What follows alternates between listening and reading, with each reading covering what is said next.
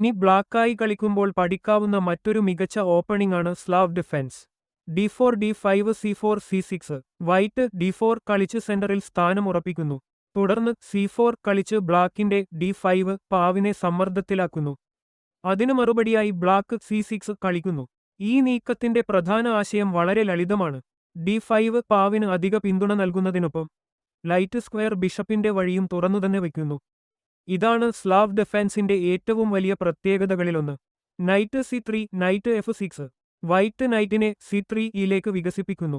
Black night f6 കളിച്ച് e4 square നിയന്ത്രിക്കുകയും പിന്നീട് കിങ്സൈഡിലേക്ക് കാസിൽ ചെയ്യാനുള്ള തയ്യാറെടുപ്പ് നടത്തുകയും ചെയ്യുന്നു.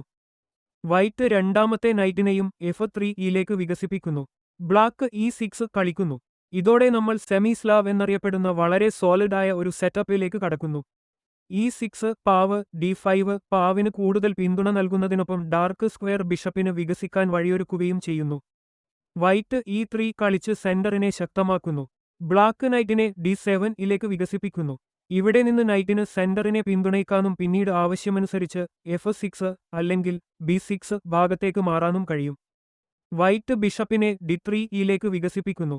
ബ്ലാക്കും ബിഷപ്പിനെ d6 യിലേക്ക് വികസിപ്പിക്കുന്നു. ഇപ്പോൾ ഇരുവശത്തും പീസുകൾ സ്വാഭാവികമായി വികസിച്ചുകഴിഞ്ഞു. ബ്ലാക്കിന് പ്രത്യേക ബലഹീനതകളൊന്നുമില്ല. അടുത്ത പ്രധാന ലക്ഷ്യം രാജാവിനെ സുരക്ഷിതമാക്കുക എന്നതാണ്. വൈറ്റ് കാസിൽ ചെയ്യുന്നു. ബ്ലാക്കും കിങ്സൈഡിലേക്ക് കാസിൽ ചെയ്ത് രാജാവിനെ സുരക്ഷിതമാക്കുന്നു. ഇതോടെ ഓപ്പണിംഗിന്റെ പ്രധാന ഘട്ടം പൂർത്തിയാകുന്നു. ബ്ലാക്കിന് ഉറച്ച പാവ് ഘടനയുണ്ട്. പീസുകൾ നല്ല സ്ഥാനങ്ങളിലാണ്. രാജാവ് സുരക്ഷിതമാണ്. കൂടാതെ മിഡിൽ ഗെയിമിലേക്ക് കടക്കാനും വ്യക്തമായ പദ്ധതിയുണ്ട്. ഇതാണ് സ്ലാവ് ഡിഫെൻസിന്റെ ഏറ്റവും വലിയ ഗുണം. ലളിതവും ഉറച്ചതുമായ സെറ്റപ്പ്, വ്യക്തമായ ഡെവലപ്മെന്റ്, പിന്നെ മിഡിൽ ഗെയിമിൽ കളി വികസിപ്പിക്കാനുള്ള നിരവധി അവസരങ്ങൾ.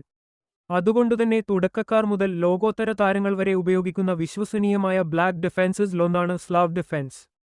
ഈ വീഡിയോ നിങ്ങൾക്ക് ഉപകാരപ്പെട്ടെങ്കിൽ ഒരു ലൈക്ക് ചെയ്യൂ. നിങ്ങളുടെ അഭിപ്രായം കമന്റിൽ അറിയിക്കൂ.